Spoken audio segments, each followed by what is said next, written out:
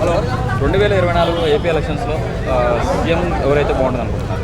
100% చంద్రబాబు గారు అయితే బాగుంటుంది అనుకుంటున్నాను. ఎందుకని? ఆయన ఏంటంటే ఇప్పుడు నేను వచ్చి ఇక్కడ హైదరాబాద్లో జాబ్ చేస్తున్నాను, సాఫ్ట్వేర్ జాబ్ చేస్తున్నానంటే అది దానికి ప్లస్ ఇప్పుడు ఉన్న వాళ్ళందరూ కంప్యూటర్ సైన్స్ మిగతా మెకానికల్ సివిల్ చేసినా కానీ వచ్చి ఇక్కడ సాఫ్ట్వేర్ జాబులు చేస్తున్నారంటే దానికి మెయిన్ కారణం చంద్రబాబు నాయుడు గారు. ఆయన తీసుకొచ్చిన మైక్రోసాఫ్ట్ కంపెనీ కానీ, ఆయన తీసుకొచ్చిన మిగతా కంపెనీలు కానీ, ఆయన ఇక్కడ చేసిన అభివృద్ధి కానీ, ఇప్పుడు చూసిన హైదరాబాద్ కానీ మొత్తం అంటే 100% కాదు, మెయిన్ ప్లాట్ఫామ్ వేసింది చంద్రబాబు గారు. ఆయనలాగా చేస్తే నాకు మెయిన్ ఇంకోటి ఏంటంటే మన రాజధాని కూడా అమరావతి కూడా ఇంతకన్నా పెద్దగా డెవలప్ చేయాలని కోరుకుంటున్నాను. ఓకే, ఇప్పుడు చంద్రబాబు నాయుడు గారు వస్తే 100% 3 రాజధానులు అని చెప్పిస్తారా? 3 రాజధానులు చెప్పిస్తారా, ఒకటే రాజధాని చెప్పిస్తారా? ఖచ్చితంగా ఒకటే రాజధాని ఉండాలి. అది పిచ్చి నిర్ణయం. అది 3 రాజధానులు అనేది డెవలప్మెంట్ని ఎగ్గొట్టడానికి చేసే ఒక పిచ్చి వాదన తప్ప దానికి మీనింగ్లెస్ అది. ఇప్పుడు చంద్రబాబు నాయుడు గారు పవన్ కళ్యాణ్ ఇద్దరు కలిసి పోటీ చేస్తున్నారు. ఇప్పుడు ఇద్దరికి ఎన్ని సీట్లు వచ్చే అవకాశాలు ఉంది? చంద్రబాబు నాయుడు గారు పవన్ కళ్యాణ్ ఇద్దరు కలిస్తే బాగుంటుంది. పవన్ కళ్యాణ్ ఏంటంటే ఒరిజినల్గా అతను సింగిల్గా సేమ్ అవడం అనేది అసాధ్యం. అండ్ ఇంకోటి ఏంటంటే ఓట్లు చెల్లిస్తారు. ఆ ఓట్లు చెల్లకుండా కరెక్ట్గా వీళ్ళిద్దరు కలిసి చేస్తే టీడీపీకి ప్లస్ అవుతుంది. అండ్ చంద్రబాబు నాయుడు గారు సేమ్ అవడానికి కారణం అదే మెయిన్ రీజన్ అవుతుంది.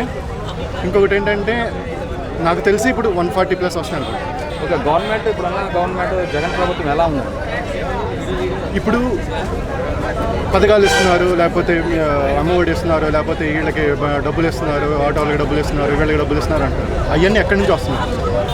ఇంతకుముందు 1,50,000 కోట్ల అప్పు ఉంది మన రాష్ట్రానికి. అది డెవలప్మెంట్ కోసం యూజ్ చేశారు. రాజధాని దగ్గర మెయిన్ 4 రోడ్లు తీసి ఒక యూట్యూబ్లో మీరు వీడియోలు చూస్తే ఒక 1 అవర్ పైన వీడియోలు ఉంటాయి. ఇది జర్నీ చేసేది. ఇప్పుడు అది వచ్చి అక్కడ కాంక్రీట్ని బద్దలు కొట్టి ఆ కాంక్రీట్ని తీసుకొని అమ్ముకొని బయట తీసుకెళ్ళి అమ్ముకొని దానివల్ల యూజ్ అండి. ఇంకొకటి ఏంటంటే ఎక్కడి నుంచి అప్పులు తీసుకొచ్చి 9.5 లక్షల కోట్లు ఇప్పుడు అయింది అప్పు. ఆ అప్పుని ఎట్లా తీరుస్తారు? జనాల దగ్గర నుంచే తీరుస్తారు కదా.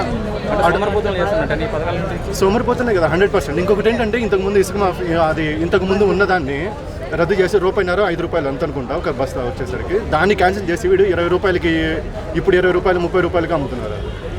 మొత్తం ఎక్కడ చూసినా కానీ ఇసుక మాఫియా జరుగుతుంది. ఇంతకుముందు ఇల్లు కట్టుకోవడానికి 30-40 లక్షల మధ్య తరగతి వాడికి, ఇప్పుడు మినిమం 70-80 లక్షలు పెట్టాలి. ఇంతకుముందు పనివాడు అయితే 500కి వచ్చేవాడు రోజుకి.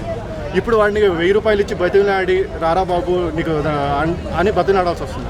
ఇంతకుముందు వాళ్ళు మాకు పనివ్వండి మేము వస్తాం, మాకు పనివ్వండి మేము వస్తాం అనేవాళ్ళు. ఇప్పుడు మనం వెళ్ళి అడుక్కొని డిమాండ్ భయంకరంగా డిమాండ్ చేస్తున్నారు, రావట్లేదు. రోడ్లన్నీ సెంట్రల్ గవర్నమెంట్కి సంబంధించినవి కానీ స్టేట్ గవర్నమెంట్కి సంబంధించినవి కాదు కదా. మీరు స్టేట్ గవర్నమెంట్ ఎలా బాధిస్తారు?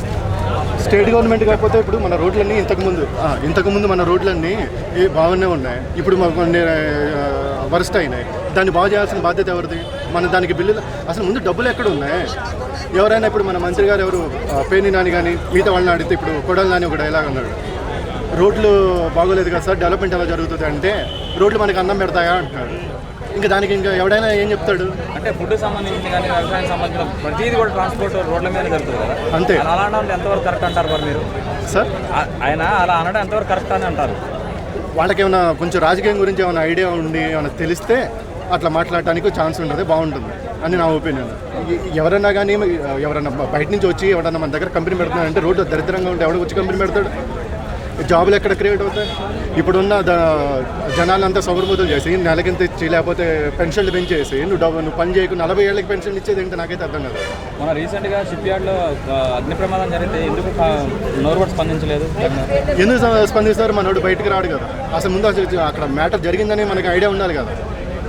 మనకి ఐడియా ఉండి మనం అక్కడికి వెళ్తే అక్కడ ఏం జరుగుతుంది, ఇక్కడ ఏం అదే ఇంతకుముందు ఏంటి, ఇప్పుడు ఎక్కడ వచ్చినా కానీ నేను CPS రద్దు అంటాడు, లేకపోతే అది రద్దు అంటాడు, మీకు ఇచ్చేసిన 1 వారం రోజుల్లో నేను చేస్తానంటాడు. ప్రతిదీ అబద్ధమే కదా.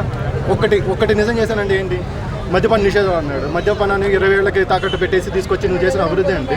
సార్ పాత ప్రభుత్వంలో అభివృద్ధి జరిగింది అంటారు కదా, అది ఏం అభివృద్ధి జరిగిందో ఒకసారి చెప్పగలరా? ఇప్పుడు మీరు అక్కడ అమరావతి వచ్చి చూస్తే మీకు అక్కడ రోడ్లు ఉంటాయి. యూట్యూబ్లో మీరు ఒకసారి చూడండి.